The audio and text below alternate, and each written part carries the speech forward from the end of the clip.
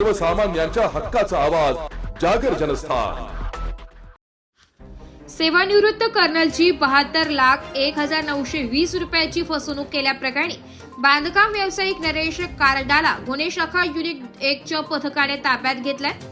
आज दिनांक 3 डिसेंबर रोजी पोलिसांनी दिलेल्या अधिक माहितीनुसार कारडा इन्फ्रास्ट्रक्चर कंपनीचे डायरेक्टर नरेश कारडा यांनी देवळाली कॅम्प येथील हरिनिकेतन या निवासी बिल्डिंग मध्ये राहणारे फ्लॅट धारक व दुकानधारकांना अंधारात ठेवून बनावट गहाणखत बनवून कारडा इन्फ्रास्ट्रक्चर कंपनीला 23 कोटी रुपयांचे कर्ज मिळवून दिले।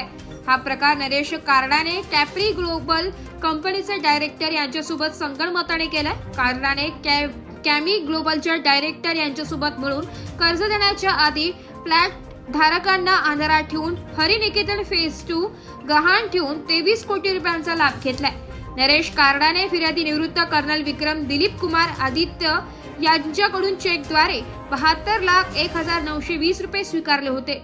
या प्रकरणी देवळाली कॅम्प पोलीस ठाण्यात 2 डिसेंबर रोजी संध्याकाळी 5:30 वाजता नरेश कारडा व कॅप्री ग्लोबल कंपनीचे सर्व डायरेक्टर यांच्या विरुद्ध गुन्हा दाखल करण्यात आलाय। हा सर्व प्रकार 15 एप्रिल 2019 ते दिनांक 2 डिसेंबर 2025 दरम्यान घडला होता। पोलिसांनी नरेश कारडाला काल रात्री अटक केली असून आज नाशिक रोड कोर्टात हजर केले असता 6 दिवसांची पोलीस कोठडी सुनावण्यात आली आहे। पुढील तपास पोलीस उपनिरीक्षक चेतन श्रीवंत करीत आहे। नरेश कारडा विरुद्ध यापूर्वीही फसवणुकीचे गुन्हे दाखल असल्याने त्यांच्या अडचणीत आता वाढ होण्याची शक्यता वर्तवली जात आहे। जागर जनस्थानसाठी प्रतिनिधी संदीप नवसे, नाशिक। राकेश कालिया है।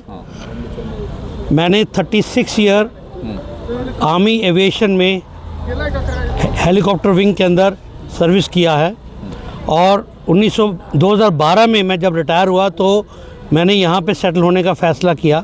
मेरा बेटा भी एक इंडियन नेवी में कमांडर के रैंक के ऊपर अंडमान निकोबार में नौकरी कर रहा है।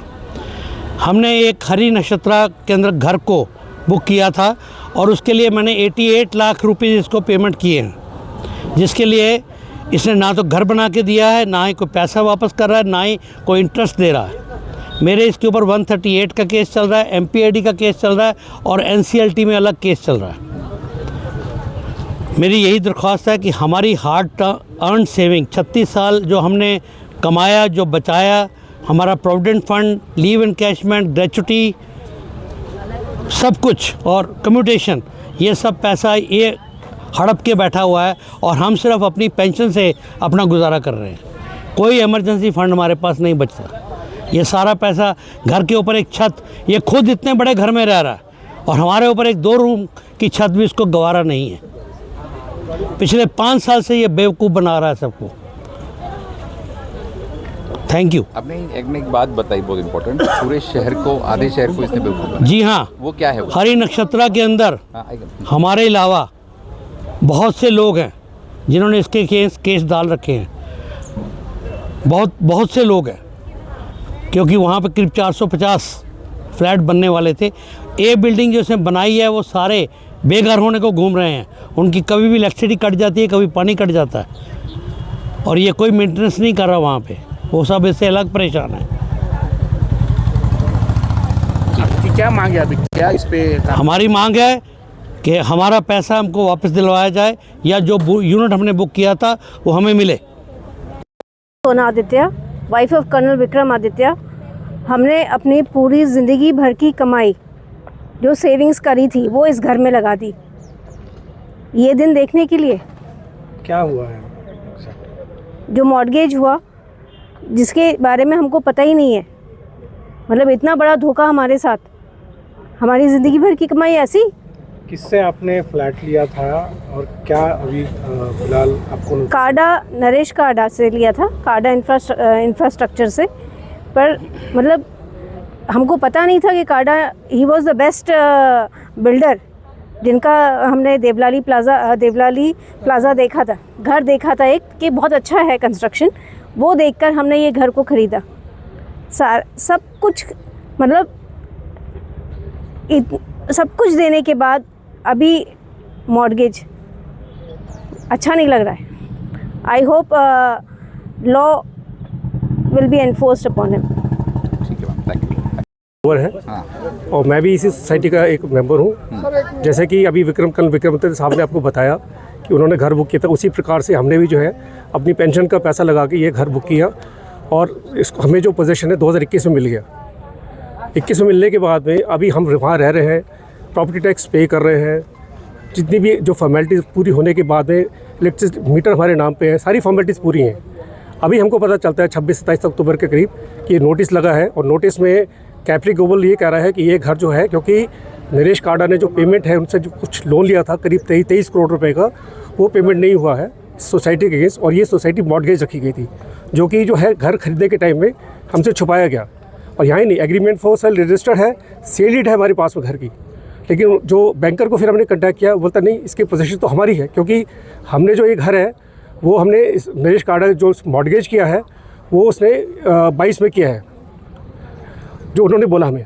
फिर हमने ओरिजिनल मॉर्गेज निकाली, जो ओरिजिनल मॉर्गेज निकाली तो उसमें हमारी सोसाइटी थी नहीं, उसने जो लोन लिया इनिशियली, वो जो लोन लिया है दूसरी सोसाइटी के अगेंस्ट लिया है, लेकिन ये सोसाइटी हमारी दिखाई गई है। तो कभी कभी ऐसा लगता है कि जो बिल्डर है और जो बैंकर है ये दोनों हैंड इन ग्लव्स है, और ये जो है हम जैसे जो इनोसेंट सिटीज़न है जो पहले देश की रक्षा करते रहे और अब जाके जो है हमें ये दिन देखना पड़ रहा है। तो ये बहुत दुर्भाग्य की बात है और हम चाहते हैं कि ऐसे बंदों को जो है इनके अगेंस्ट में जो है कड़ी से कड़ी कार्रवाई की जाए। धन्यवाद। हम लोग सब रिटायर्ड आर्मी ऑफिसर्स हैं। एक मिनट रोल आपका नाम बता दीजिए। हाँ, नाम क्या है? मैं कर्नल विक्रम आदित्य हूँ। हम लोग इस सोसाइटी में काफ़ी रिटायर्ड ऑफिसर्स हैं, सीनियर ऑफिसर्स हैं, ब्रिगेडियर्स हैं, कर्नल्स हैं, और हम लोगों ने अपनी पूरी ज़िंदगी की कमाई लगा के पूरा पेमेंट करके घर ले लिया था। 5 साल से हम इन घरों में रह रहे हैं एंड हमारे साथ बहुत बड़ा धोखा हुआ है। मैं ये इससे ज़्यादा कुछ बोलना नहीं चाहता हूँ कि जो है पूरा पेमेंट होने के बावजूद, चेक पेमेंट्स होने के बावजूद भी हम लोग अभी इस मुकाम पे हैं कि एक ई ऑक्शन नोटिस लगा दिया गया है और बोल रहे हैं कि 5 दिसंबर को आपके ये सारे घर बिक जाएंगे। तो हम लोग कहाँ जाएंगे? सर, आपने कब घर खरीदा था, किससे खरीदा था और एग्जैक्ट अभी क्या हुआ? हमने काडा इंफ्रास्ट्रक्चर से, नरेश काडा से ये घर अप्रैल 2019 में बुक किया था और मई 2019 में 70 लाख का पूरा पेमेंट हो गया था और हमको पोजीशन मिल गया इस घर का, क्योंकि घर उस समय कंप्लीट नहीं हुआ था।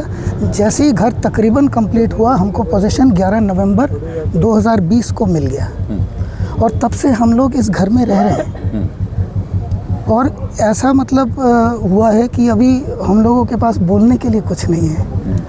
सर, हम लोग लॉ अबाइडिंग सिटीजन्स हैं, हम लोग मतलब रास्ते पे नहीं आते कहीं पे, तो जो है उस ओर से हमें लगता है कि हमारे साथ बहुत ज़्यादा धोखा हो गया। एग्जैक्ट क्या हुआ है आपके साथ, मतलब जो धोखा हुआ एग्जैक्ट क्या हुआ कि हम लोगों को 26 अक्टूबर को मैं अपने घर के सीढ़ी से नीचे उतर रहा था। उस समय राइट साइड पे दीवार पे कुछ कागज़ चिपके हुए मिले, तो उसको जब देखा तो वो उस पर लिखा हुआ था ई ऑक्शन नोटिस, और ई ऑक्शन नोटिस में मेरा घर भी शामिल था और साथ में ऐसे 21 घर और 3 शॉप्स भी थे, और मेरे वाले उसके अगेंस्ट लिखा हुआ था बैलेंस रिसीवल 70 लाख रुपए, जो हम हम पूरे 72 लाख 1920 रुपए पेमेंट करके तब हमको पोजीशन मिला है। काडा किसी को ऐसे घर में नहीं घुसने देता है, जब तक एक एक पैसा नहीं वसूल कर लेता है वो नहीं घुसने देता है। तो हमने वो पूरा अमाउंट पे किया,